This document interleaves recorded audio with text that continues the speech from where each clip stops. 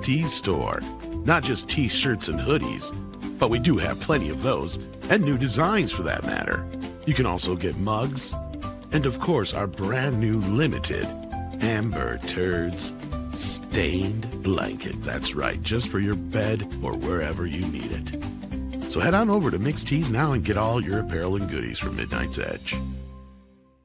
Get up, wake up, this is your final warning. It's time for Midnight's Edge in the morning.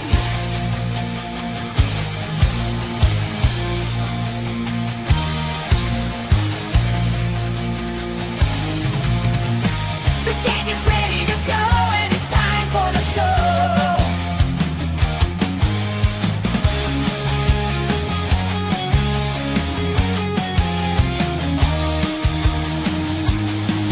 It's time for Midnight's Edge in the morning. Greetings, everybody, and welcome to episode 792. Uh-oh. I sent Paul some nude photos, so he's still laughing. I'm sorry. Yes, and I threatened to call ICE on him too, since he decided to end our relationship. Canadian, they come after Canadians too, don't they? No, they don't. Oh. Well, But good morning, everybody. We have lots more ice up here. That's right. You do. It's north. That is, of course, Paul Chatto, the one, the only. How you doing this morning? I'm doing very well. I've got a million little write-ups I'm doing, but I can never sort out which I need to finish off first, and then some crazy piece of news item comes up that I gotta attend. I hate it when that happens. I like it because we get paid. Yeah, that's a good news. But like when you're focused and you're completely in the zone writing one thing, but suddenly you have to drop it because something else takes precedence, and it's like, this is cool, but it can wait. This thing can't wait. You just have to drop it and then do the other thing and then try to get back into the zone of the previous again afterwards. It's such a pain in the ass. Oh yeah, and both of us trade on news items that we want to be fairly current on, right? Yes. All of us trade on news Indeed. items that we FOMO. want to be current on. So I don't know. We've got a new story at Bleeding Fool that, believe it or not, Robert Downey Jr. is playing a villain in the next Marvel movie. I don't know if you guys. Oh wow. know that yet. That's Who knew? Newsflash? fresh. Yeah, just kidding. Yeah. Holy Oh, But the real news flash is if he's still a villain by the end of it. Exactly. Yeah. Yeah. That And that, of course, is was, Chris That would be the Chris- real news. Chris Brawley here there of Bleeding Fool News. How you Howdy, doing, sir? gents. Happy Friday. Let's review the week. TGIF, indeed. I'm a bit Unless tired. you're Disney. yeah. They're probably a little worried, but we'll see here. Andre, the boss man, is here as well. How you doing, Andre? I'm doing good. And you can all have fun watching the sun go down behind me. So, yeah. Will the sun go down tomorrow? Well, Don't it'll go let down in the the next sun- hour. So, yeah. I say, what, I- Paul, what century is that song from? I don't know. Well, it's from little Orphan Annie. Oh, you mean Tomorrow? There's Always Tomorrow? That It's, song? The Yeah, So song I've come actually out never tomorrow? seen The Little Orphan Annie. You never seen Annie? No, I know what it is. It's I all know right. it was that little ginger girl before she was Yeah. gender or race bent for the remake because she was ginger, and Hollywood The can't sun have that. come out so, Andre, are tomorrow. you high enough up on the latitudes where in the winter time or the summer the sun never completely goes down? No, that's the polar circle. So I'm not that far. So the sun. We don't have a single day a year where I'm at in the Oslo area where there's complete pitch darkness in winter and where there's midnight sun in summer. That's north of the polar circle. Okay. And I'm subarctic, so I'm south of the polar circle. But in winter, it's only a few hours of daylight, and likewise in summer, it's just a few hours of darkness. So in Norway, does your communist government ever come out of darkness? No, they live eternally in darkness, and they want to enshroud the rest of the country in it as well. And I don't know if I introduced him proper, I but wish that's I the was boss man, joking. Andre, bringing in that sunshine this morning. I think you did. Yeah, he's more like sunshine go away today. Well, it's Thursday, anyhow. Friday, we get to talk about anything that pops into our brains. Well, speaking of Little Orphan Annie, if you're Jeremy Renner, it must be the Hard Knock life, I guess, because he's got some Me Too accusations coming out. Yeah, so let's talk about there's Jeremy. Predator Badlands, and there's some other news according to the headline here. So we'll find out what that is. But let's see what you guys are talking about real quick. Jeremy Hembry says, I'll begin to talk about the Michael trailer in Gremlins. 3 man, I know one is going to make over $1 billion. Someone needs to be on FNT tonight. I don't know who needs to be on FNT, but need to get that director situation worked out for Gremlins 3. That is the dumbest shit ever. How stupid. Yeah. And it wasn't just for variety. those that don't know what's going on with Gremlins 3. Okay. So Tom. there is officially a date now for Gremlins 3 because I think they announced it at the shareholders meeting yesterday or whatever it was. And it's November of 2027. Not only that, they announced that it has a new set of writers, the guys who worked on Final Destination, the last one, which, okay, fine. It's not me, but I'll see what they got.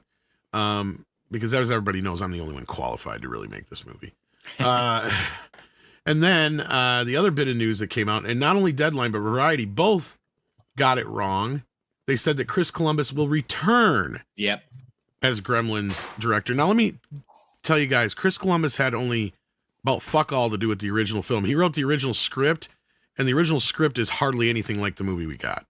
In fact, his original script has more in common with Critters 2, okay? Because in the original script, it's a flat-out horror film. The Gremlins eat the dog after midnight. There is no Gizmo. They kill his mom, roll her head down the stairs. They eat all the people at McDonald's and don't touch the hamburgers, right? Like, I mean, it's a very vicious, dark comedy. And when Spielberg and Joe Dante got a hold of it, they're the ones that made it the movie that we know. Right. And with Joe Dante not being a part of this, it gives me a huge red flag. Well, look what it says right there in the second paragraph, Tom. Original director. This is Chris them fucking up. Columbus. Yeah, so they've retracted this and changed it, and so did Variety. Yeah. So I don't know if it came with a press release, so we'll give them the benefit of the doubt on that. Yeah. You would still think they would do their due whoever's diligence. Printing it is going to say, well, okay, I get it. No, I can't. Glass houses. You got to remember, half these kids were born way after Yeah. we were, Chris. That's the problem. Yeah, that original Chris Columbus script sounded more like a Toby Hooper script. It is. Well, like I said, it has more in common with Critters 2. Yeah. Right. Like, and the Gremlins are way different. Like, I mean, they're not way different, but they're different enough to where, like, in the movie we got now, they're just goofy, fun creatures. In the original script, they're just vicious little bastards. Right. Like, I mean, so like, and there's great differences between the original script and what we ended up with in the final film. So, but what do you guys feel about Dante this? is your B movie mogul, right? That's what he trafficked in, and even his later work. I mean, and it had B movie sensibilities in Gremlins 1 and 2, even though 2 was just so gonzo. It really, if you watch 2 now, you'll appreciate it more if you didn't like it when you first saw it. Well, that's the thing with 2. Part 1 is a horror film with some funny elements in it. Yeah. Dark comedy elements in it. The second film is a comedy with some horror elements. Yeah. So that's like, what do you do with the third film? Do you kind of do a happy medium with the 2? Do you take it back to the original tone? What do you do? Andre, I don't know how much of a Gremlins fan you are, but... Well, I liked the first, and I liked parts of the second. And I remember, but even back in the 90s when they were new, I couldn't take Gremlins Part 2 seriously because it was too much of a self-referential joke. Yeah. Like, I couldn't accept It's supposed to be, yeah. Yeah. I know it's supposed to be. Obviously, it's intentional. But that was something that I didn't enjoy with it because it just sorry for words. It hampered with my enjoyment of it because I couldn't accept it as a proper Gremlins movie. It was more a spoof. Yeah. Although I really did enjoy the sequence with Hulk Hogan. That's kind of like the irony. I loved that sequence, and that sequence destroyed it for me because it made it clear I'm watching a movie within a movie, and I didn't like that. Yeah. Even when I was like, I don't know, how old was I? Like It's actually a movie within a movie Well, within a movie, if you think about it. well, Because they maybe. even have Leonard Maltin Leonard reviewing Maltin's the original sequence is film great. inside Yeah. the movie. But Yeah. Yeah, And Joe it Dante is is not a crazy it's with not that, a yeah. true sequel in the strictest sense, right? no, which is why I love it so much. And at first, I understand Andre's reaction to it because that's it. As a huge fan of the original film, my initial reaction to part 2 was like, "What the fuck?" Mm. Because even in the promotional stuff and all the other stuff, like they didn't really give you the vibe that it was going to be this off the wall, goofy movie that it was. I mean, you just figured it was going to be a sequel to Gremlins, and that's the way that they presented Sure. it to you. But like when you finally see the film, like you said, I mean, I remember being in the theater and everybody getting up just before the Hulk Hogan bit because they thought the film had burnt. Like they're like, oh shit, now we got another 15, 20 minutes before they fix the movie. And all of a sudden these gremlins start popping up on screen. So like to me, the whole experience, like it was like, wow, what the hell is this? It was kind of surreal. Yeah. And then, you know, rewatching it over and over again over time. I mean, if anything, it gave us the best Key and Peele sketch of all time, right? With the script doctor Yeah. guy. It's surprising to me that Dante's not being announced to this because he did that HBO Max animated Gremlins. And that might be why, because that was not very good. Okay, well, he was a consulting producer on it. What Yeah, I he mean, came I in guess late what I in the mean to game. say Yeah, is yeah. Dante is not distancing himself from the property, so I'm surprised that they're not bringing him. I just in. think they're not in the Joe Dante game anymore because that's the problem is he hasn't really made much. And him becoming part of that show was really late in the game. Yeah, I think they used him just for a name only to get the fans on board. But all it did was piss some of us off. I mean, some people are fans with it. They're fine with it. But that show well, honestly, that show takes a was lot kind of a nice liberties that I prequel. hated. It was a bit I of didn't like it. okay. What I saw of it anyway, because the problem I had with it is it's supposed to take place in like the 1930s, yet all the kids act like they're modern. And then Gizmo is not named Gizmo until 1984. Yeah, So I don't know why they're calling him Gizmo. And then the first thing Gizmo does is go out in the rain and sunshine with only a leaf to cover him from the sun. Right? It's like, okay, so are you going with the tone of the second film where it's a little bit different where we get it? He can walk outside in that one scene and it doesn't seem to bother him at all because, oh, he's between a bunch of tall buildings. Like that's their excuse, right? Like, but this is a cartoon where it's trying to be more serious again in tone with the original film. And you're like, this is not working for me. And I get it as for kids, but then they add a bunch more mystical elements and magical bullshit to it. And it's like, this is not Gremlins. yeah. It's I just- mean, it was really aimed at kids, and Dante absolutely. he was just calling himself Gizmo's agent on the press tour for it. So, but him having a little bit of fun with it, I'm just surprised that they're not having him on as a producer or executive, something, you know. You know, I agree with you. And the other thing that's kind of giving me pause is Zach Galligan. All he did was retweet the story with big eyeballs. Yeah. So that tells me, makes me wonder if have they even talked to Zach or Phoebe? Right. I don't think they have. I don't think this is going to have anything to do with the original people, to be honest with you. Yeah. Yeah. Because Zach gets asked every 6 months whether or not there's going to be a Gremlins 3.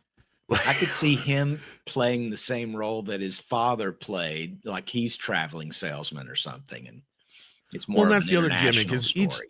It's like, it makes me wonder if they even understand what made these movies what they are. Because like Chris Columbus, the version he wrote of the original film, how disconnected is he from the movie we got? Yeah. Right? Like that's what I'm trying to say, because they are completely different animals. Both movies are about, you know, gremlins and what they represent, and they're about, you know, when something goes wrong in machinery, right? So like you have your, you know, like you said, in the first film you have his father who has the machines that never work. In the second film you have the smart building that doesn't work. So what are you going to have in the third film? Like, AI. AI. Yeah, yeah, exactly. Yep. yeah, pretty much. Yeah. So we'll see where this goes. But the other side of this was the question that we got from Jeremiah was Michael. Now this trailer, oh my God, it gave me goosebumps. It's one of the Yeah. few things I've seen in a while. I'm like, yeah, I want to go see that. The And Michael we were just Jackson talking about biopic. biopics the other day, right? So Yeah, we were. So good timing for that. yeah, so what did you think of this, Andre, as the foreigner? Other than Well, Paul. I liked it. As I've made clear in the past, I do enjoy biopics. I do. Especially those that keep their budget relatively simple and stay to the point. Don't try to be too inventive. Don't try to turn their leads into monkeys for the duration of the movie. I kind of appreciate those kinds of biopics. I wish we had more of them, and this looks really, really good. So I'm looking forward to it. It's one of my most anticipated movies right now. Looks fantastic. Not much else to see about it. Paul, what about you? You Michael Jackson fan? Yeah. Yeah. I thought the nose prosthetic was really horrible.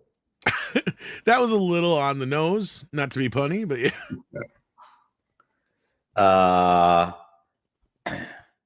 They're spending a great deal of time not showing him, which is always a concern. It'll be interesting. I mean, the man had a fantastic life, much of which we don't know a whole heck of a lot. Like his productive life, we don't know much about. Mainly because the stuff on the ranch, what was it? Neverland Ranch. Neverland, yep. Kind of overshadowed all the gossip. I mean, when you're dealing with entertainment, if you have a choice between a really good, heartwarming story and wretched gossip, everyone's going to go for the wretched gossip. So, the big concern, obviously, I'm pretty sure they're not going to touch Neverland at all, which I'm really happy to not go there. I'm interested in what they do with his relationship with his brothers, his dad. I mean, are they going to talk about what a asshole he was? Things like that. It's a fantastic story. I just hope they do a good job with it. What about you, Chris? I'm worried about the actor. I know it's his nephew. He doesn't have any credits at all to his name. Hopefully, What do you mean nephew? It's Michael's nephew? Yeah. Oh, so Jafar Jackson. There's some. So there will be some resemblance. Now the director he sounds though, just got like him, quite too. a canon. He's done the Equalizer movies, Magnificent Seven, Training Day. Well, it's Antoine Fuqua. Yeah. So I think it will be a slick production. I think it'll be a tight production. And if he got a good portrayal out of this young actor, this could really be a massive blockbuster. We'll see. I mean, if it was similar to the Johnny Cash movie, which didn't touch on too many controversial things, but gave us his music and some of his relationships, I enjoyed that biopic. I mean, Yes. it didn't dive into the dirty crap. It just gave me a lot of good feelings about Johnny Cash and Walk the line, right? Walk the Line. Yeah, I enjoy it. Well, it walks the line, yeah. If this has that walk the line kind of I have a feeling this is going to be more like Bohemian Rhapsody. that's fine too. Yeah.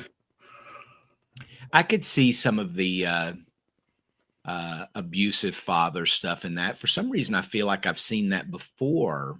We have in a great mini series that ABC did back in the early 90s called The Jacksons: An American Dream. I think available that's on exactly DVD. where I've seen it. So I And don't that think was it's really away good. from- And they don't It's in need my to dwell recollection. on that too much. And we talked about this last night too. I'm like, you got that great miniseries already. The only things you need to show about Michael's past is just the few things that you need to kind of depict things in his present day of the film, right? Like, Yeah. So anything that otherwise you don't need to dwell. We all know.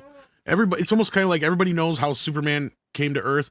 Everybody already knows how Michael Jackson came to be, right? Can I Like, add one thing to that? yeah, Not everyone knows that. Yeah. true. This is a biopic. Don't assume. But the that kid everyone part, knows. like, I mean, everybody knows his daddy beat him, is my point. So you don't need to dwell on for an hour about daddy beating him. No, is my not a point. lot, but I mean, No. it should I be just in there. it shouldn't be totally ignored, but if it serves the That's my point. story, if it serves the story and the character arc that's happening, I certainly think just even one sequence where dad's just being an a-hole, right? Would Oh, be there's enough. some already in the trailer. I know they're going to do it. Yeah, but it's like, I didn't see it again, in the how trailer, but much? that's fine. Okay, Yeah, I missed it. in they the should trailer. include Yeah, everything. it showed I Joe want in the the trailer. ending to be him making out with Lisa Marie Presley. I hope Oh, she's not. I don't think it will, because here's the other part of this I'm story. joking. This is supposed to initially going to be 2-part movie. But Right. now the second part is in question because and it's already shot and done. The problem is the Jackson family forgot to tell Lionsgate that they legally couldn't use certain people and certain situations that they ended up using in the second part of the film. So now the rumor is that Lionsgate is scrambling to figure out how they're going to fucking figure this shit out. Because they got to either completely excise this whole part of the film or reshoot it now. So I think the plan is to see how the first part does. And the first part does well, then they're going to go back and reshoot part 2.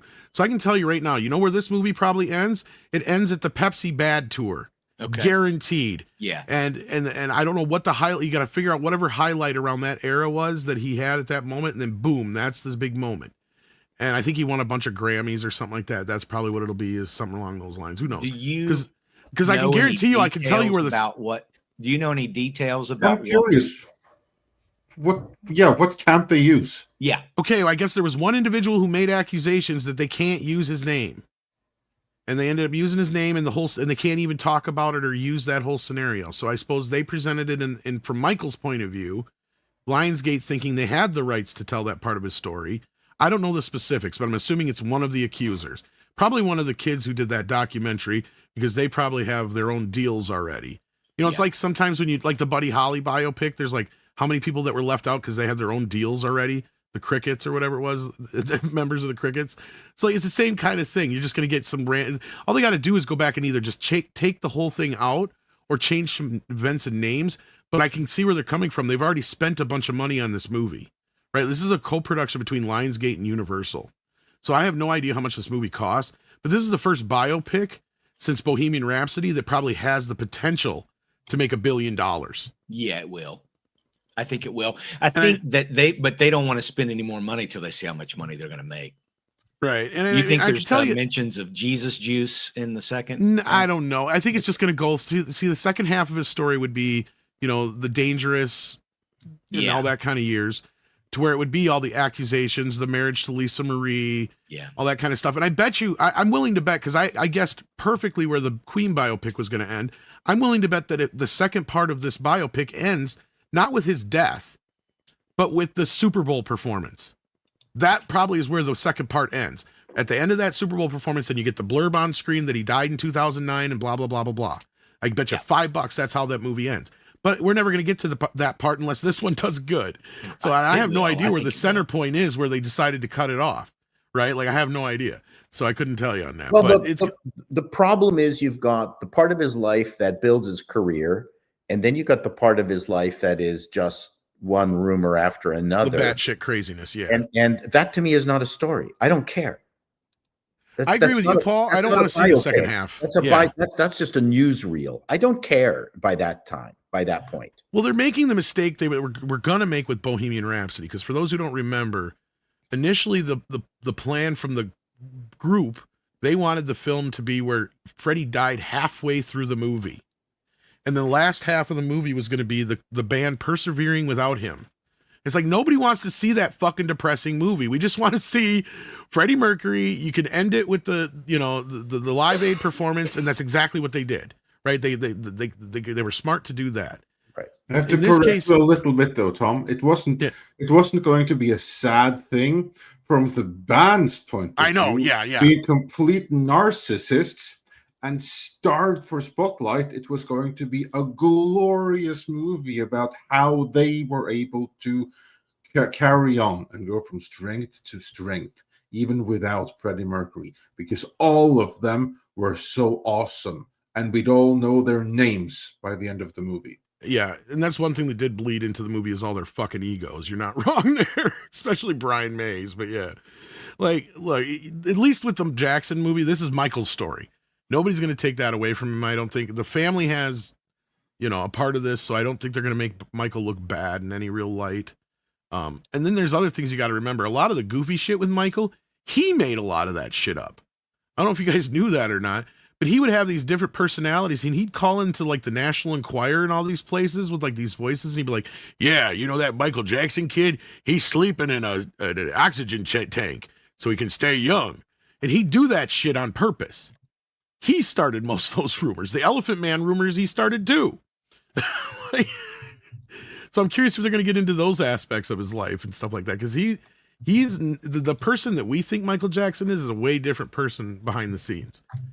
Like he is totally different. Speaking of Freddie, those two butt heads too, because Freddie Mercury was supposed to record State of Shock with him, and Freddie Mercury left halfway through the sessions because fucking Michael decided to bring in a goat or a llama into the session, and Freddie's like, I can't fucking do this, and left. So like, I'm curious what they're going to get into with his life, but I think you're right, Paul. It's just going to be all the off the wall through the success of Thriller, and then Bad's going to be the one where he didn't feel like it lived up to Thriller, even though it's this huge success, and that's going to be the movie. Tom, I have a question. It's nothing to do with the movie directly. I was just thinking. It's like a conspiracy theory I read about or something.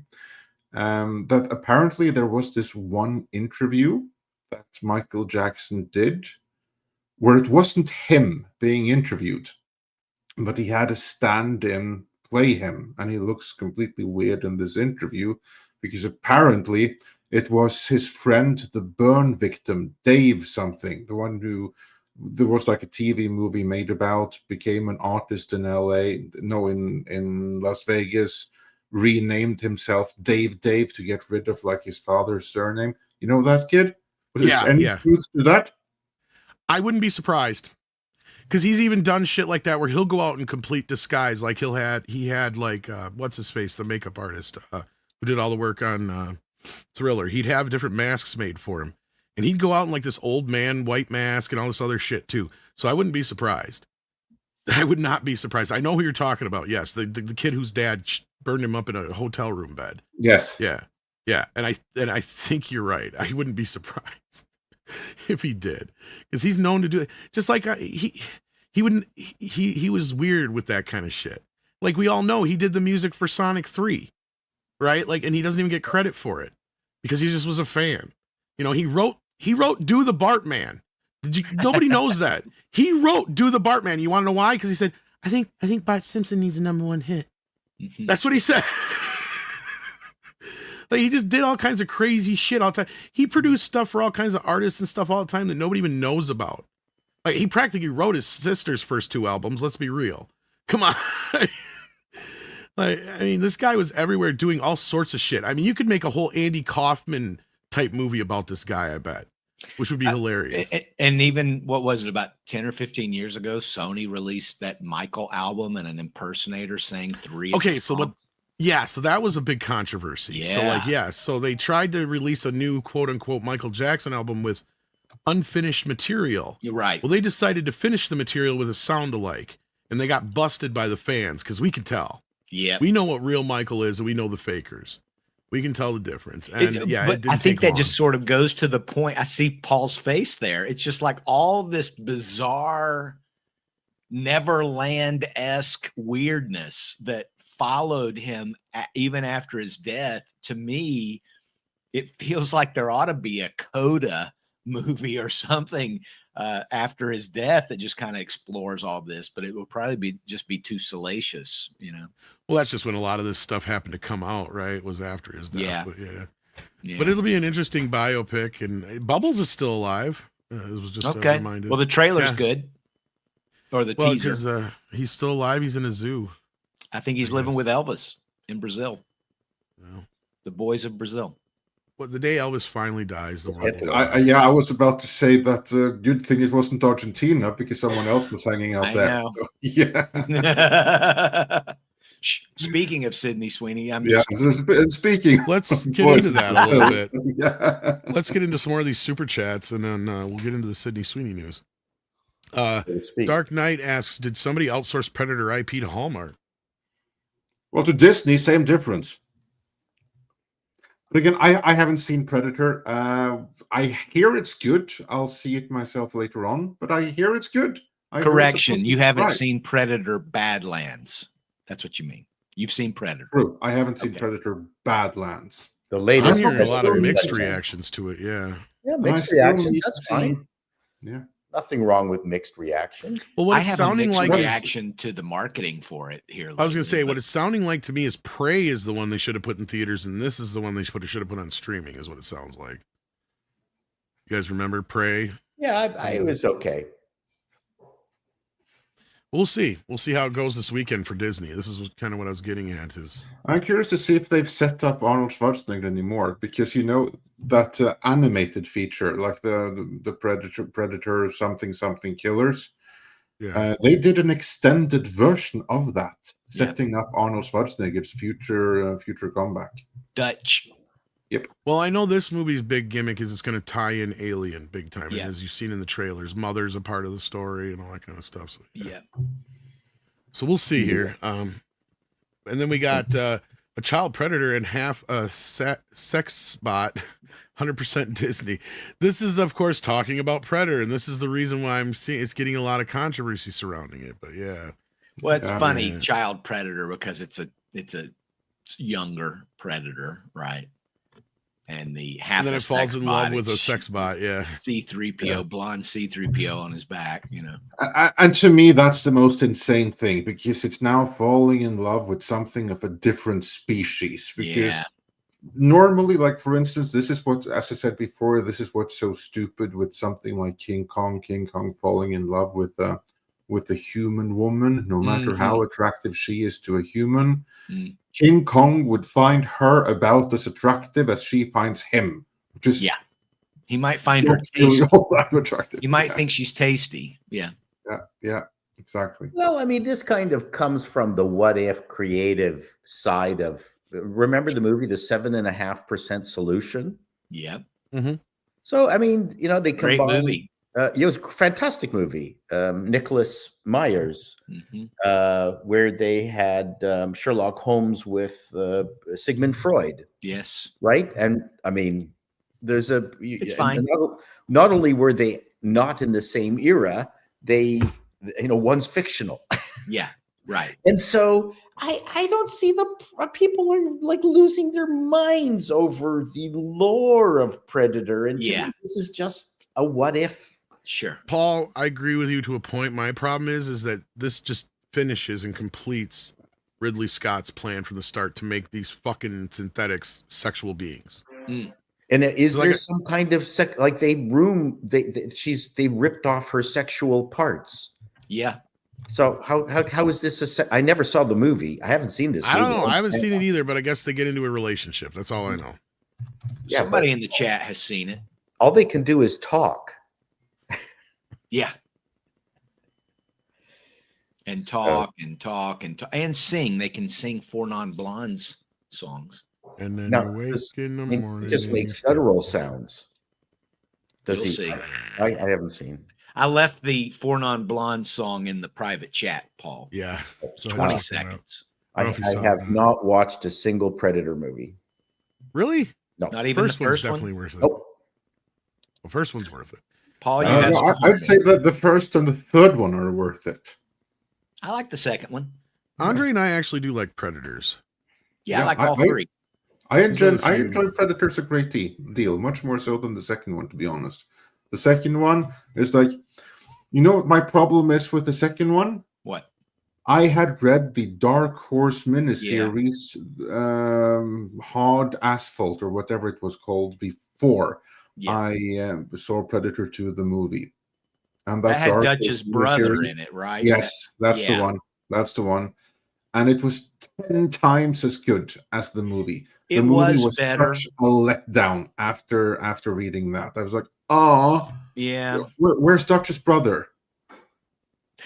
My threshold for enjoyment must be much lower than yours, though, Andre, because I even liked Alien versus Predator. I mean, not loved it, but could watch it again. If I was flipping through and it was on, I would sit there and probably watch it until I Yeah. got bored, right? I agree with you, but I disliked it for the exact same reason. I read the comic which inspired it, and the comic is 100 I times know. better.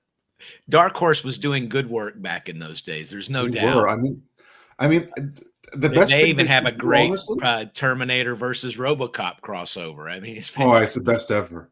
Yeah. And same thing with their Terminator comics. Yeah. I mean, the ones that Dark Horse put out. Honestly, you could have made a Terminator 2 between the first one and the actual Terminator 2 that came out based on that Dark Horse comic. Yeah. And then Terminator 2 could have been Terminator 3, and Yeah. it would have been the perfect trilogy.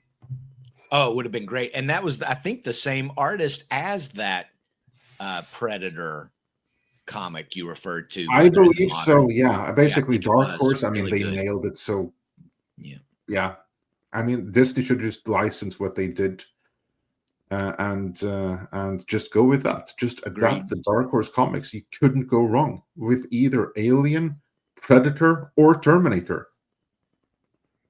Yep. So The thing in the comics is with the comic book, you can the budget doesn't matter. It's whatever the artist can conceive and draw, right?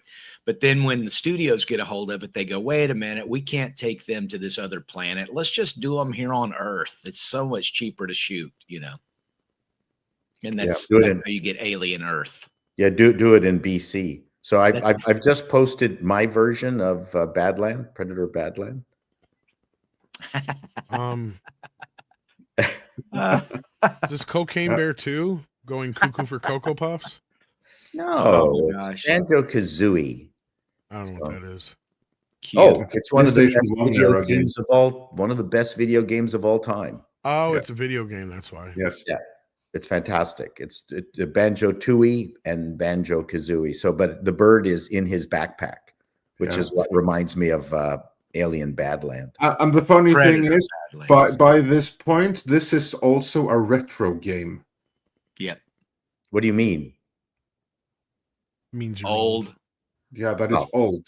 It's just bloody brilliant. It is such. I know it is, but kids today haven't heard about it. Oh, that's interesting. Yeah, Just like Crash Bandicoot. Even yeah, Tom hasn't exactly. heard about It's it. it's not, it's their daddy's game.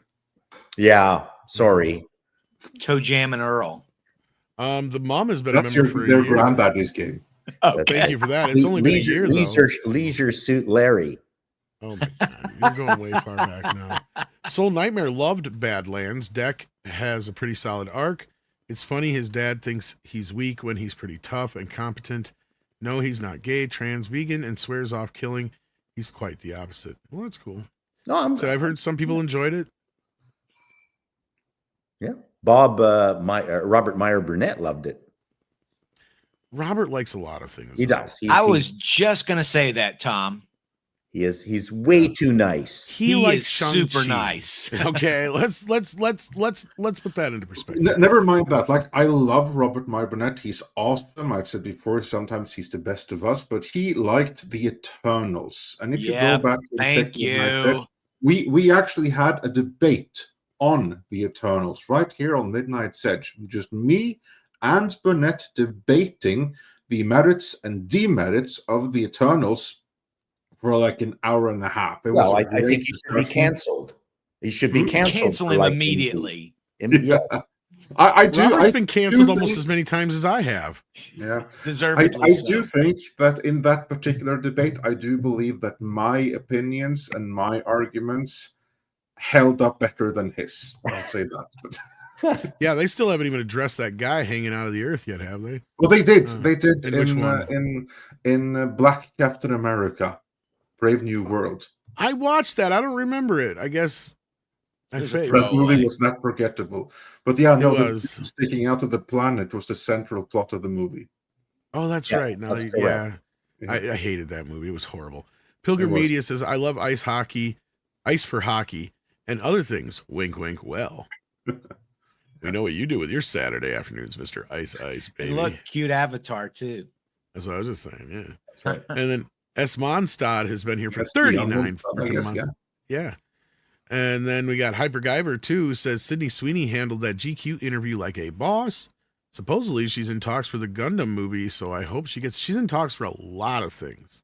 Oh, In fact, the bigger thing we just talked about last week here that I think Chris brought to our attention is that she's in the running for a possible Bond girl, which I think is that's something she needs for the next step up Yes. in the level of her career. I think that's the best part. But I know you guys were talking about this before the show, so let's discuss this a little bit now that Yeah. it's been brought up. Just quickly before that, I think that Amazon and James Bond needs her as a Bond girl more than she needs to be a Bond Absolutely. girl. No, but I mean, I think it's a mutually good thing. Yes, Like Yes. she needs something like that to bring her to the next level, movie star wise. yeah. And that's the next logical step to her getting a movie starring role in something that's big that will actually play in the box office that isn't some small little indie picture. But before we get into the Sydney Sweeney stuff, the mom says Badlands may be watchable, but I'm still not going to theaters to watch it. One too many woke things in it for me. I go to Chainsaw Man instead. So Well, there you go. what can someone list what the woke accusations are in Badland? I have no I don't idea. know. I don't know. I didn't watch it. I don't know either. Yeah. Okay.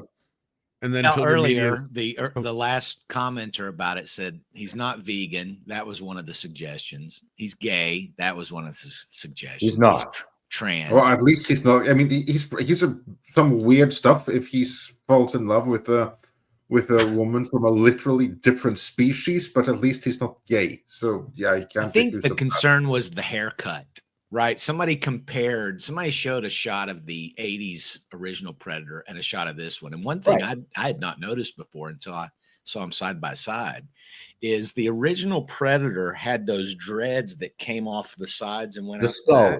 Right. So this area was completely bald. Right. I mean, you saw the like leopardy spots or whatever. right. This one has the opposite. There's no hair on the sides and the dreads are here. Right. Because he's a It's to young make it- he's a teen. He hasn't I Yeah, get but it's it. also to he hasn't emulate lost his the hair on the top of his skull. Well, Paul, that's a good argument. Yeah, but it's to look like the teens initial with their heads appearance shaved of it on the was strong female protagonist haircut that you see in all the movies. It looked exactly like it. It almost emulated it perfectly. So the first thought was by people who like the Predator franchise, oh no, they're going to woke it, right? Or, oh no, this is a trans one. Or, oh no, this is a girl Predator or whatever, right? And I think it was based on that early marketing. And they haven't helped themselves by doing the little marketing clip that I shared in the private chat where they're just standing around singing a Four Non Blonde song. It's ridiculous. Wait, that was real? That was real. Now, That was the in thing that- marketing. That was the marketing. I thing. know. And I was just going to say, sometimes when you're marketing, you're trying to reach different audiences, right? But we'll see. I have no evidence that it's a woke movie. It looked like an alien mullet, which is very Yes. Canadian. Well, it looks Unless like you're Billy straight from Ray Cyrus. university campus, and that's Yeah. what I think many people are responding to. That he looks like the Antifa Predator. Yeah. And then Pilgrim Media says, hey, Paul, go Tampa Bay Lightning. Let's go. And then M. Miller says, correction for Andre, Legacy won't be a sequel to Picard. Okay, he was bringing this up about the video yesterday. Oh yeah, the Star Trek. They do check that out because I know notifications were. I mean, I guess it won't officially be, but in the eyes of the people, it probably will be. So, yeah. Soul Nightmare says there's no love story in Badlands. Good. Okay. I hope not. And then I Pilgrim hope Media says, people have really run away with this, him falling in love with the robot chick. But we'll see. Pilgrim Media on the other end says Predator Badlands is a furry adjacent film too far. Well, I don't know. There's no, s- according would to it be a my scaly? sources, there's no sexual stuff in it at all. There's no sissy stuff in it at all. So Yeah. I think it was Well, just the aesthetic. Look, and I do know this much because I have a connection that has a family member that works on the Predator side of things. And I do know that they are trying to make them not woke and appeal to the male audience. And, you know, this whole thing with trying to cross over Alien and Predator is a big deal for them. So we'll see how this rolls. I haven't seen the movie yet. I have no real desire to see it. That's the problem. Well, I mean, GTA 6 has now been delayed another year. And water is still fucking wet, Paul. It's Well, going to be I- delayed until it doesn't come out. They're just going to finally announce GTA 7 and forget all about GTA 6. No, I think I believe SBI was initially attached, and I think they're trying to scrub it clean of its influence. I would believe that if they hadn't fired the 40 people that leaked the shit to let us know that the game was bad to begin with. So the only people left in the building now are the wokey wokes. But I get what Oh. you're saying. Well, yeah, but management still can read the tea leaves, and in I the do wanna present know day so. situation, that's not going to be healthy to. No, they'll change it and they'll blame it on Trump. And they'll say that that's why the game failed. I do want to mention one other thing about Predator Badlands before we kind of move on. Oh, yeah. Go ahead. Hollywood Reporter's Richard Lawson. I don't know if you guys know Richard, but Richard called it in his review said this Predator is queer and we should say it. Okay. Oh my god. He called it disarmingly kind-hearted version of Predator. Okay. So he was pushing that. Well, he's obviously not been with many lesbians then. Well, Unlike Paul. I'm just saying. Well, is this the guy that's trying to make everything gay? The guy who goes up to, I forget the guy's name. The one whose shtick is to go up on the Yeah, red is this the carpet. gayest Is that the Predator? guy? That's the Is that gayest him? Is Predator that the movie guy? ever. I think so. Mark. Oh, So whatever the fuck basically, his he name went is. up to the red carpet of Predator and asked, "Is this the gayest Predator ever?" And he tries to make it so. Wow. Variety needs to fire that hack today. Like I'll, that shit I'll, is I'll getting drop. old. I'll drop his. I'll drop that in the private for you guys to look at. Yeah, he's a douchebag. It is Grimzilla. so tiresome. Yeah. Oh, we were talking about journalists and reporters earlier about those gotcha questions, right? And framing. And it's really, they're leaning into their own narrative, just like this reporter tried to do with Sydney Sweeney.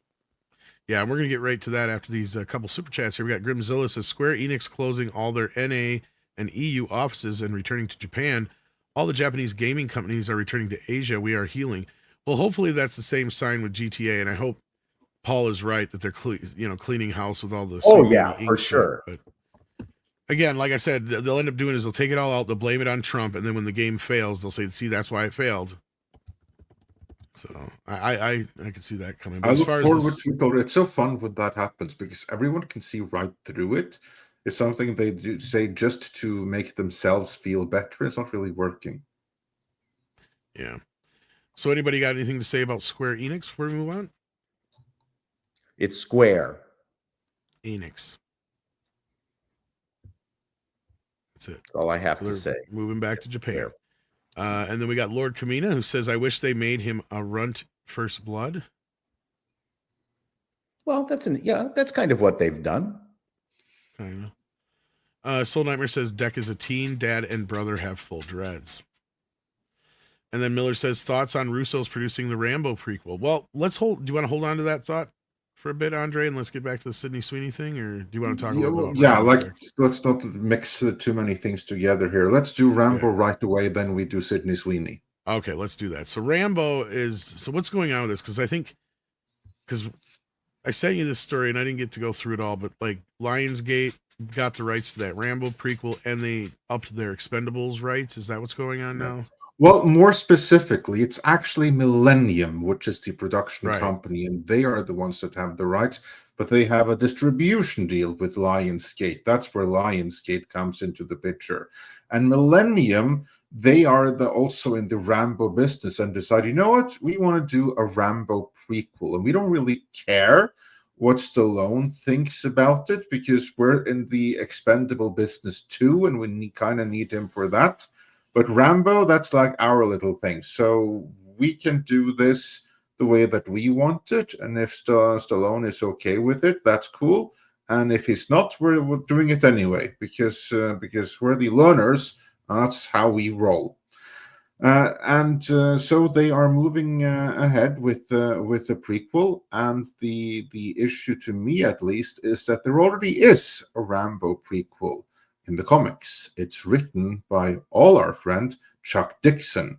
It is fantastic. It is approved by Stallone himself. So there is absolutely no reason why you shouldn't make a Rambo movie that is not based on that script. I mean, to me, it's completely insane. Do a Rambo prequel. I'm all for that. But do it the right way. Don't come up with your own drivel. Use the story that you already have. Keep it consistent. And Stallone has also said that he wouldn't mind being in a prequel and basically be AI de-aged for it. And I have to say, I kind of like that idea because as it is right now, Noah Centineo is attached to star as the young Rambo. Now, He-Man? the former He-Man. He was attached to He-Man at one point. There's two problems with that.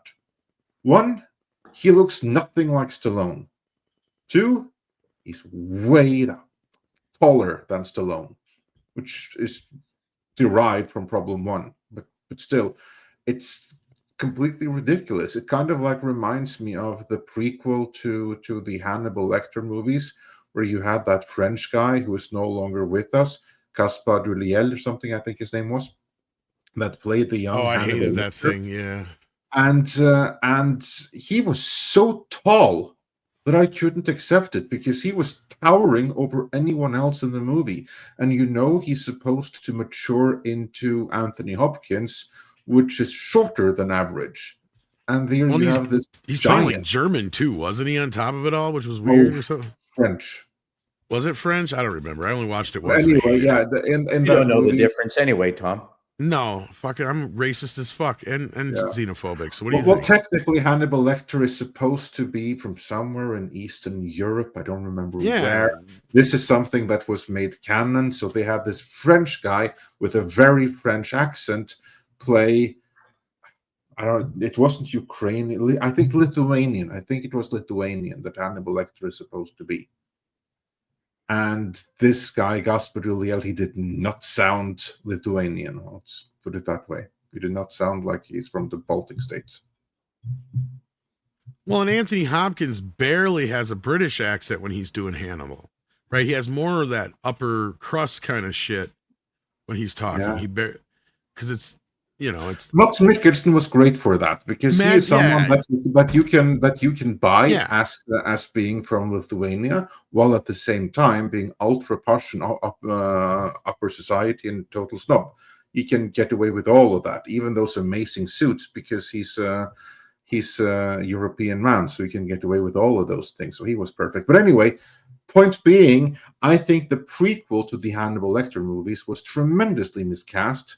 And not a bad word about Gaspar Ulliel, or for that matter, Noah Centineo. But to me, he comes across as equally miscast as a young Stallone. Like Chris, would you be able to accept Centineo as someone who's supposed to mature into Sylvester Stallone? I've looked at this because I'm a huge Rambo fan, and those are some big shoes to fill, or big combat boots to fill, if you will.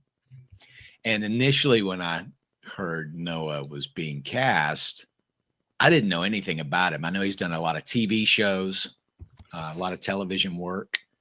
He is significantly taller than Stallone. He really looks nothing like him. I remember combing back through a lot of his earlier stuff, and occasionally he does have some similar facial features, believe it or not. These photos right here on the Variety page, it's like night and day.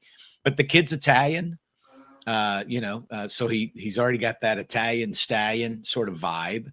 And if the producers are smart, which the Russo brothers have been known to be smart, not always, but they would not make him look remarkably taller, just like they made Stallone tall in Demolition Man. They could make this guy, not be as prominently tall when it matters, when he's on screen.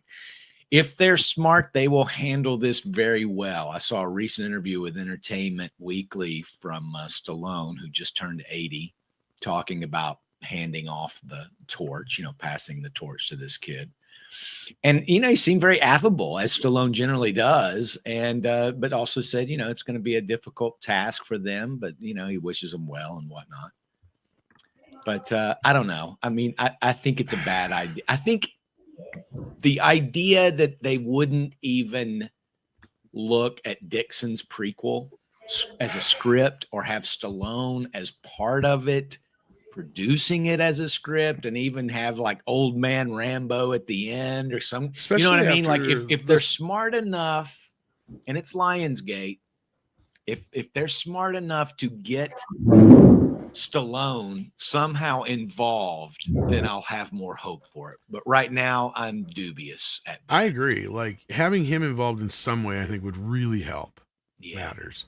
And secondly, like, he is a very distinct actor. It is going to be very like this is a worse idea than Solo. Yep. Because first of all, they picked the wrong actor there too. They did. Right. There might be a kid out there who can do this. In fact, there was this kid that I know that, didn't he play young Stallone in something else before? Like he actually does look and sound a lot like him. I can't remember the guy his that's in name, that Bruce Springsteen biopic or biopic, however you guys Maybe. Like. I don't know if that's would the guy I'm look more talking like about, Stallone than this guy. But yeah, I'm not so sure. But there's also this other movie coming out here that I'm more interested in that is called I Play Rocky. And the kid they got playing him in that looks more like him. Okay.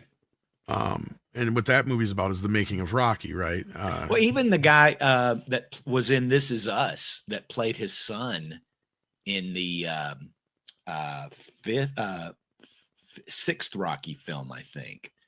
Vito, what's his name? He was the the one that patriarch. took over for his real kid. Yeah. Yeah, man, that guy could pull it off. He's a little too good looking though. Okay, but still, Yeah, I mean, Stallone has to look. Buzz He's cut, got to be military. He's got to have that sunken eye kind of sad look to his face. I mean, even Pacino's another one that's tough.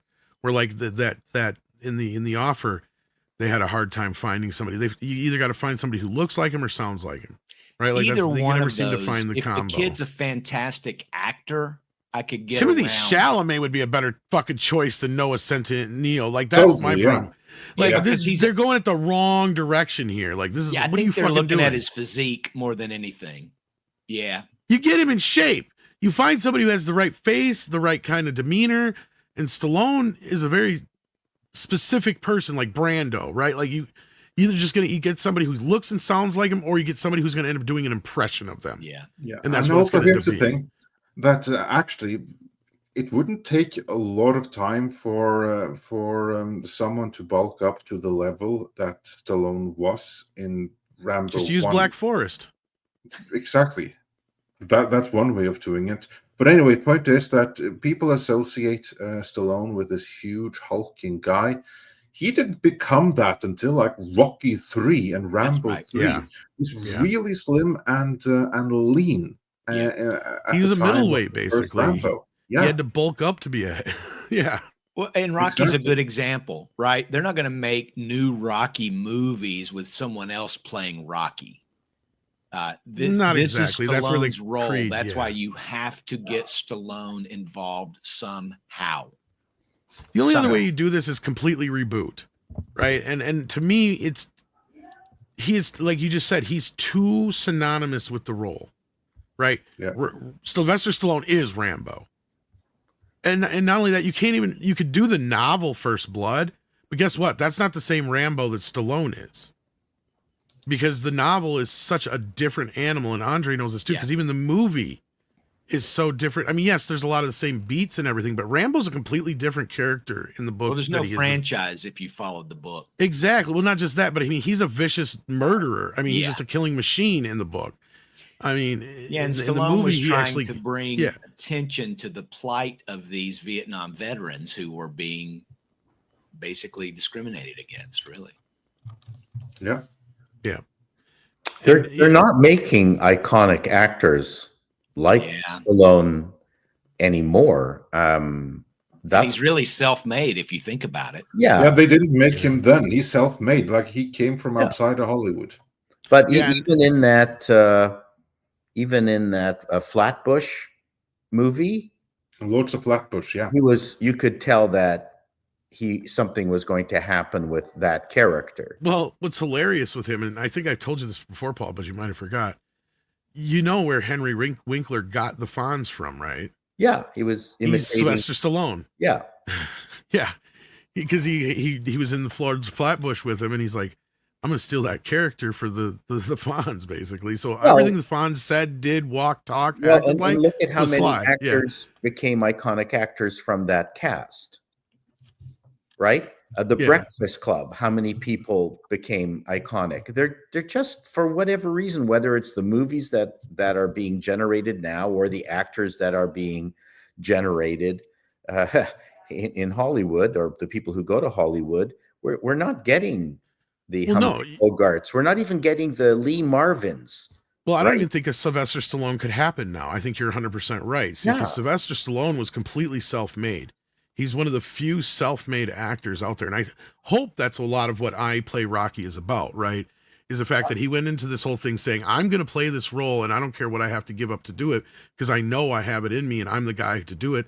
because I'm going to be this big movie star someday. And nobody else believed him because he was unconventional. You've got that, have to have that ego. The only person right now, I think, ironically, is Sydney Sweeney, which people talk about, and we'll see whether people want to go see that boxing movie, that will solidify or not her cred as a star.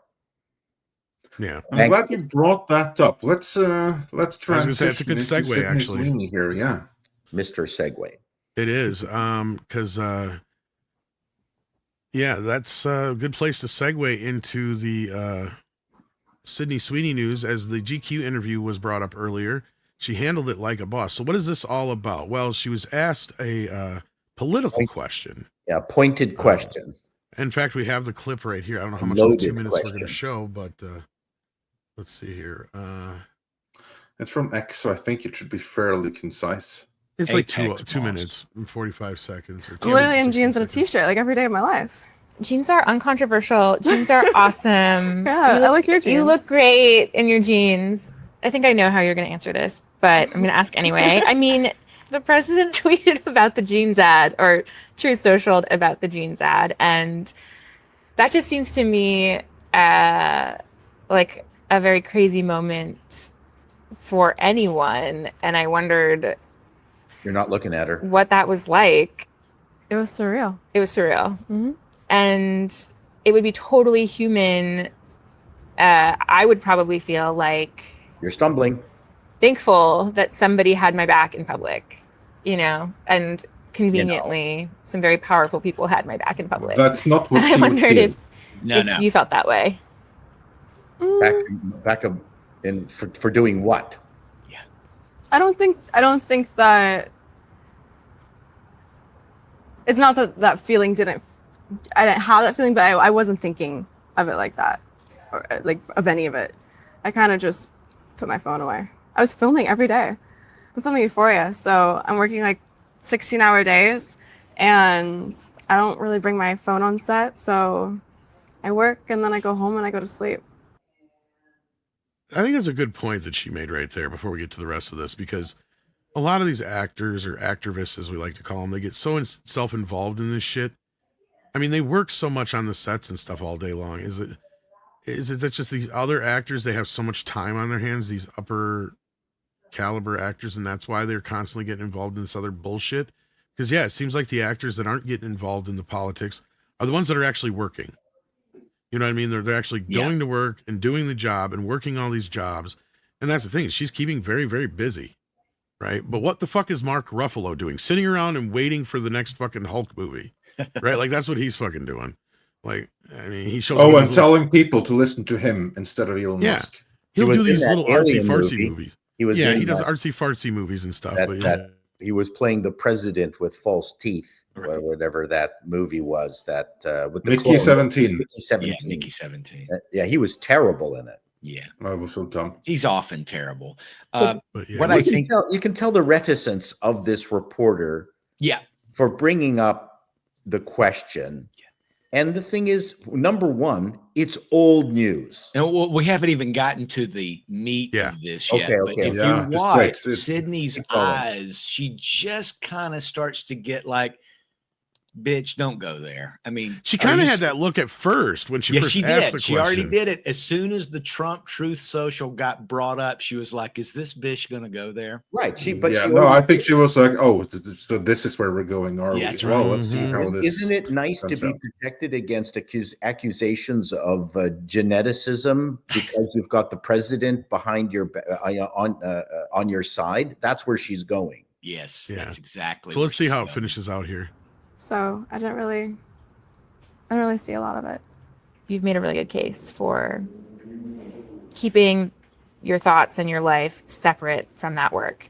But the risk is that, there's a chance that somebody will get some idea Like you? about what you think about certain issues and feel like, I don't want to see Christy because of that. Like, do you worry about that? No. The criticism of the content, which was basically that maybe specifically in this political climate, like white people shouldn't joke about genetic superiority. Like that was kind of like the criticism, broadly speaking. And since you are talking about this, I just wanted to give you an opportunity to talk about that specifically. I think that when I have an issue that I want to speak about, people will hear. Next question. What a Yeah, loaded I mean, she handled that pretty well, and that was a loaded ass. She was like literally, like I was saying before. That to me, that was almost as bad as. So when did you stop beating your wife? Yeah. right. When did you stop sexually abusing your pets? And the whole genetic stuff. What was not genetics? What did they call it? Eugenics. Eugenics. The whole Eugenics, eugenics stuff was in the eye of the leftist beholder. Correct. It was nothing to do with the genes. All people have genes. If you're doing the pun, white people have genes, black people have genes, Filipino people have genes. And did you know that white, black, and Filipinos can all have good genes? Did you know this? right? And Anybody truth can be fit in told, Levi's. Our basic genes are almost identical. Yeah. Well, it's just a redonkulous fucking conversation. And even the way she set it up in this like whole idea of, look, we all know that you're a conservative, but we're so happy that you keep your conservativeness to yourself. But aren't you afraid that somebody's going to find out you're conservative? That's basically what she asked her. Yeah.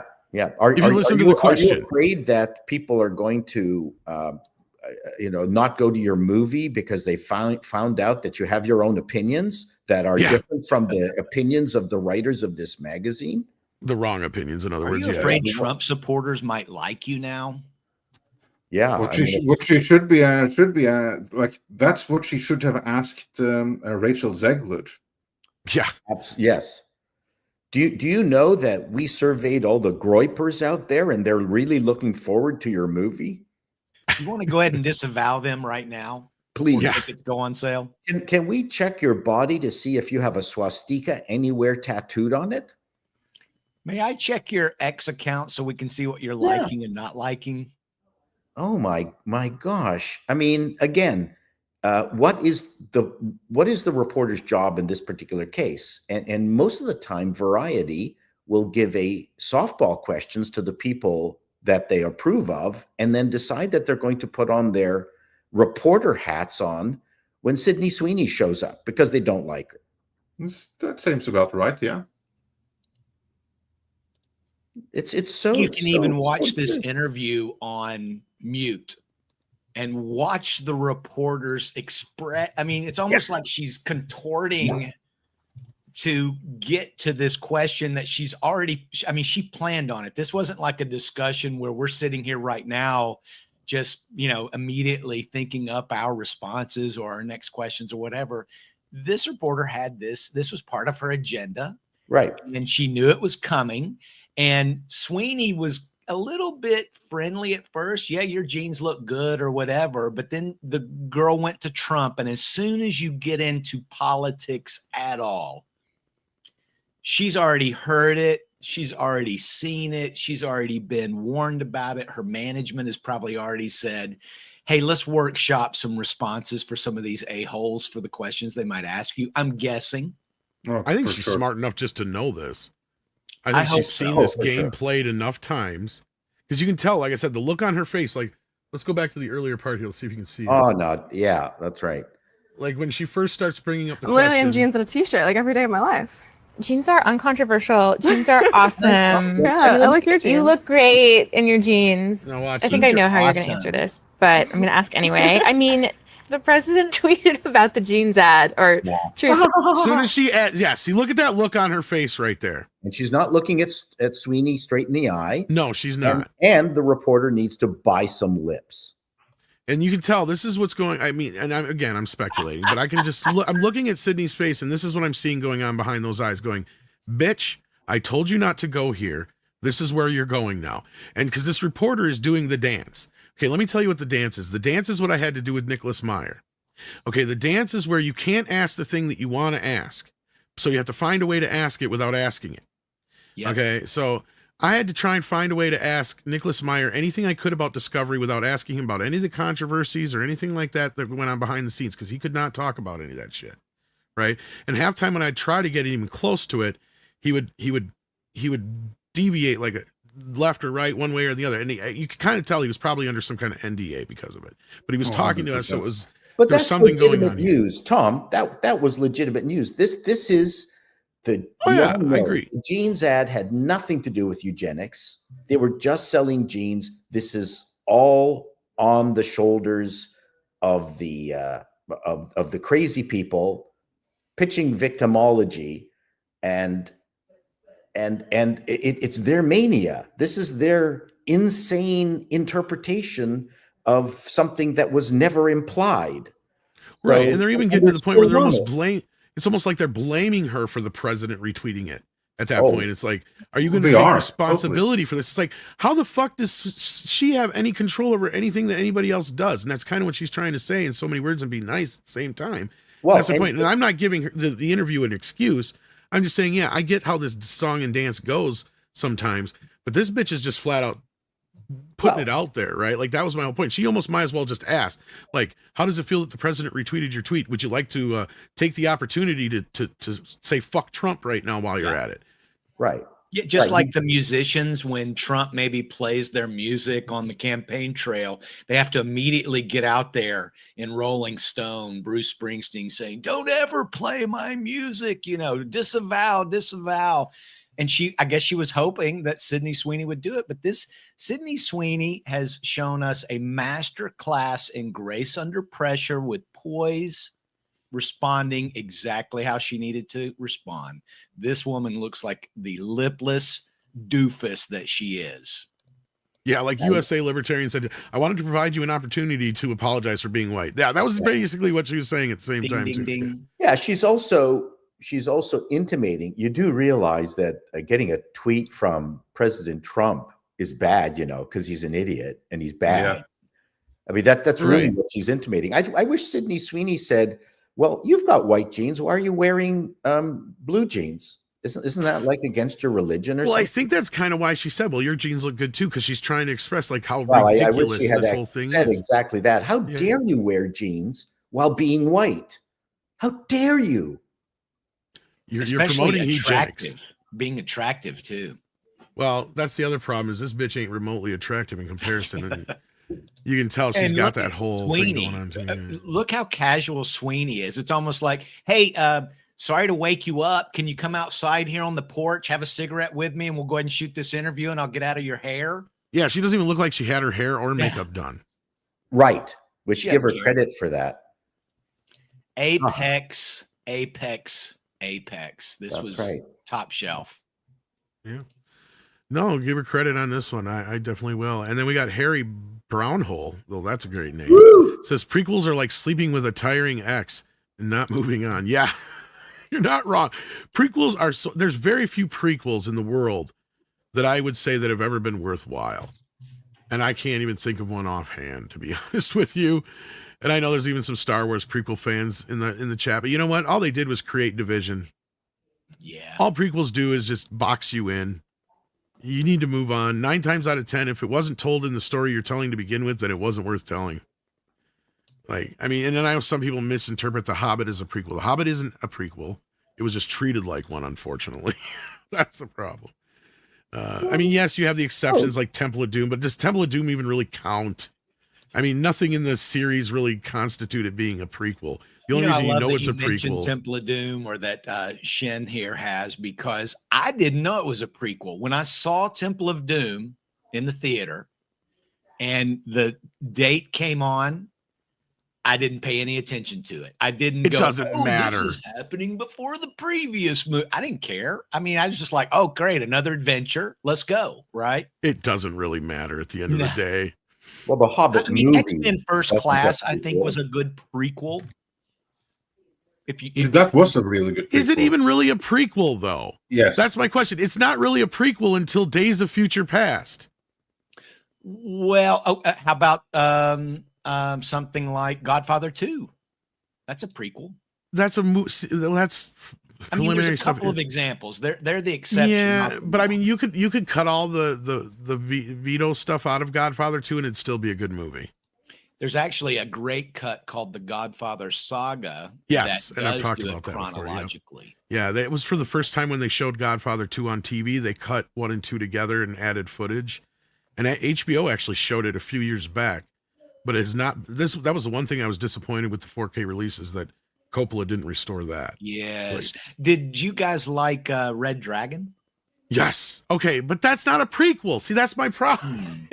It's only a prequel because they made it after Silence of the Lambs, right? Like when the books came out, like I was always one of those persons that said Silence of the Lambs is just a ripoff of Red Dragon. Red Dragon's the better book, has the better villain, has the better hero.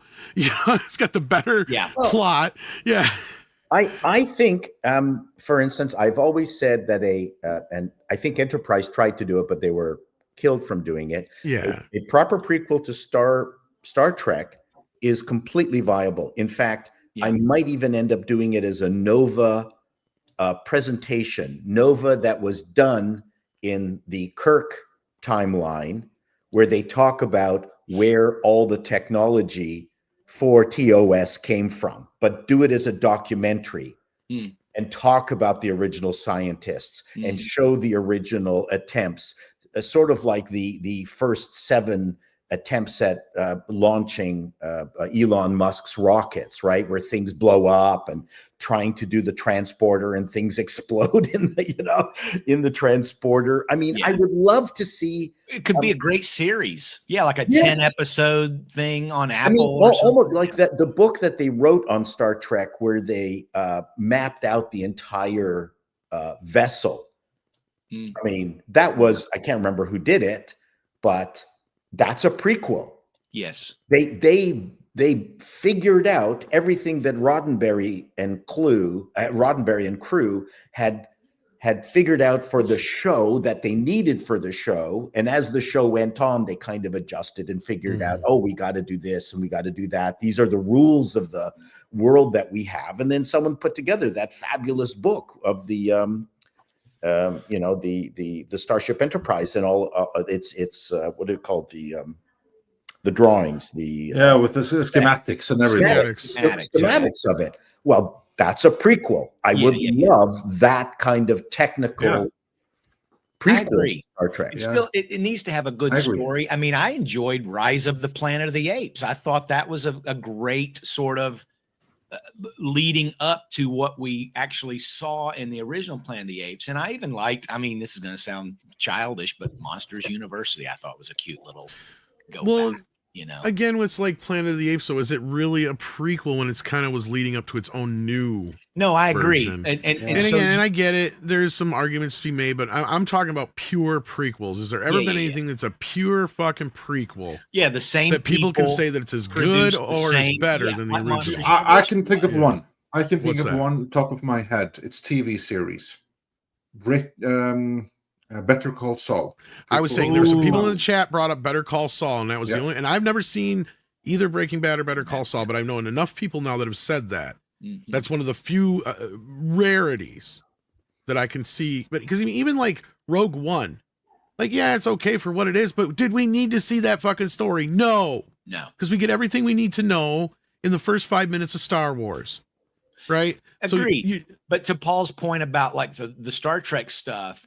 Is it the kind of stuff that you're interested in seeing, and does it entertain the audience that's interested in seeing that? I think Rogue One might make a good maybe, and I can get into the argument of that where like, okay, so if you're talking like something where it's a story that takes place in the same universe, but you only have like 1 or 2 ancillary characters, and it just happens to take place before another story, does that even really constitute a prequel? Yeah, right. Like in a way, it's kind of more like in a certain thing, because that's kind of what Rogue One is, right? Yeah. It's like this. Like, why would you watch Rogue One and not watch a single other Star Wars movie? Right. You're right. Yeah. And you almost have to have seen Star Wars to even enjoy Rogue One. Sure. See, that's the other thing too. So that one does kind of work on the level. But again, it's still kind of a thing where it's like, I can't think of a time other where it naturally feels like, okay, we've always needed to see this story. I can't. I mean, I mean, sure. The Anakin fall of Anakin would have been the more interesting one to see, But at the end of the day, nothing we ever get is going to live up to most people's standards of what No, they think true. it's going to be. True. See, that's the problem you have. Absolutely. There's not It's- even a point for a Star Trek prequel without Star Trek. And it's the same thing with a lot of going into the backstories of certain horror characters and certain like things like that I brought up before too. It makes no Like sense. Welcome to Derry or Crystal Lake. Some of those can be too. Like, I mean, and again, Crystal Lake is almost redundant because we already know. Yeah. I mean, is it interesting as kind of a side piece as a TV series? Like, I can accept that. But I don't need a bunch of movies to fill in all. Like, that's the problem with the Alien You don't franchise need it. right now. The studios want to milk it. That's all it They is. want to milk it, but Yeah. here's the problem with like the Alien friend, and it's the problem with that is it's an easy fix. Is all you had to do is take Alien Earth and set it fucking 50 years after Aliens, Yeah. and nobody would have cared. Prometheus, terrible example of Yeah. a prequel. Yeah. There you go. But here's a great one. Joe's Atmosphere says Oh, for okay. Underworld Rise seen it, of so. the Lycans was a good prequel. This is true. That actually is a really, really good movie. And it's up there with the original. And depending on how you look at it, may even be a little bit better. I'll take your word on that. That's a fantastic example right there. Can they do that franchise any longer without Kate Beckinsale? That's a question for another day. And I You hate to- can, but why would you? They're trying to. And I hate to Oh. burst Chris's bubble, but all Monsters University is Revenge of the Nerds. That doesn't burst my bubble at all. No, Yeah. I love this because I blow a lot of people's minds. I'm going like, yeah, Pixar is great, but they're not as creative as you think they are. Every one of their movies is a ripoff of another, like a literal sure. ripoff of another movie. Cars is Doc Hollywood. Yeah, it's this movie, but with toys. Yeah. Exactly. Yeah. Yeah. And, you know, it's they're not It's a doing formula that anything works. original. Bugs Life is Seven Samurai, right? Like, I mean, Yeah. it's just or in either Seven Samurai, Magnificent Seven, however you want to look I at like it. Yeah. But anyhow, Ghost Text, go ahead. For $5, prequels are like flashbacks in film. You have to really be driven to piece together a greater mystery and context, else they can drag the story. Yeah, not wrong. And moving on to a different matter altogether, ActionCom says, Chat GPT says Jimmy Stewart had huge business empire and his estate came mostly from it. Clashes with his aw shucks image. Was he secretly a tycoon? I shall leave that for you guys. Because, yeah. Oh, I really don't know much about Jimmy, but I do know a lot about Harvey. Oh, Harvey, Yeah. That's funny. would you like a drink? You Well, can't do a film about alcoholics anymore. Well, I'll say, like, I'd have to research this more. I really couldn't say, but I could see it. I could but, see him being a really like cool businessman when it's But don't Sorry. trust AI too much. Bob Independent Hope's research. financial empire was mammoth. Bing Crosby, a lot of those guys. They all had multiple fingers and multiple pies. And Jimmy Stewart, even though he had that aw shucks kind of image, I'm sure he had to be somewhat of a good businessman to be as big as he was. I mean, people forget that. According to him, do you know why he spoke like this? It's because he couldn't remember his lines. And he just needed a few seconds to process it and try to bring that line to his mind. That and it got him more screen time as well. Yeah, that's true. Kind of like Shatner. There you No, go. I like- can do long dead Hollywood actor impressions. You know, people forget how big he was for like Yeah, 20 he was- years.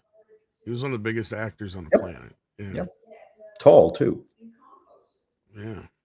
But there you go. So that almost brings us up to speed with this one. ActionCom says, anyone see the Girl Boss Hulu show All's Fair? No. I'm not. Not seeing, not going to. It's going to be probably not going to be great. Do we have anything on the Green Machine? And I in the checked, I meantime, didn't see anything. yeah, and in the meantime, notes my window. Sun is gone. It is. So that means it is time for the koalas to get in the rain. Uh, So let's indeed. let these boys plug their wares and we'll get out of here. Oh, me first? Paul, if you want to start, Yeah, go go ahead. for it. I am now working on a review on the first two episodes of Apple TV's Pluribus. So that'll be coming hopefully later on today. Isn't that the name of that video game that was like not supposed to exist but existed? I'm trying to think. I know that name sounds so familiar. Well, it's from E Pluribus Unum. Maybe that's what I'm getting. I don't know. You Americans should know that. It also sounds like Ouroboros. So yeah. I think you have to have money to know that, though, Paul, don't you? Because that's You might. That's probably why I don't. So, That's Chris, right. what's going on I at was- Bleeding Fool? gifting you that, Tom. Yes. I appreciate that. I love that jokes. Bleeding Fool. We got a little story top of line right now about Tom Hiddleston coming back to another season of The Night Manager 10 years later. I guess now that the Loki money's dried up, and Yeah, there's a guy who hasn't translated into movie star, did he? No, I'm surprised actually. I think he's just too much of a waif. He's so good as an Yeah. actor. Great He's actor. amazing. Yeah. And I've got a story about Catherine Bigelow's anti-Trump alarmist movie, A House of Dynamite. So Oh boy. fool.com. Fantastic. It'll be a huge hit. So yeah. The ex-wives of James Cameron series. That's it. Thank you. Oh, that's pretty good. Yeah. Yeah. I call him Jim. Why has everyone gone back to calling him James? Is he insisting on that? That's all I've ever known him. Yeah, that's all I ever called him. I James never Cameron. liked calling Jameses for Jims, but that's me. Interesting. Okay. Yeah. I was thinking of Polybius, yes. Maybe. Well, with that, I do believe we are fully caught up. Lester was something on the green machine. So thanks to the guest today. Thanks for everyone who were watching. Be sure to catch the repeat. Smash that like. Check for the next stream. Also check out our most recent videos because Lord knows this platform didn't send any notifications to speak of. So check out our recent Star Trek video and a video I was very happy with on the fall of Hollywood. And we have plenty more to come over the weekend. So check back for that. And with that, let's bring on the koalas in the rain. Koalas in the rain, koalas in the rain, no fucks given. Koalas in the rain.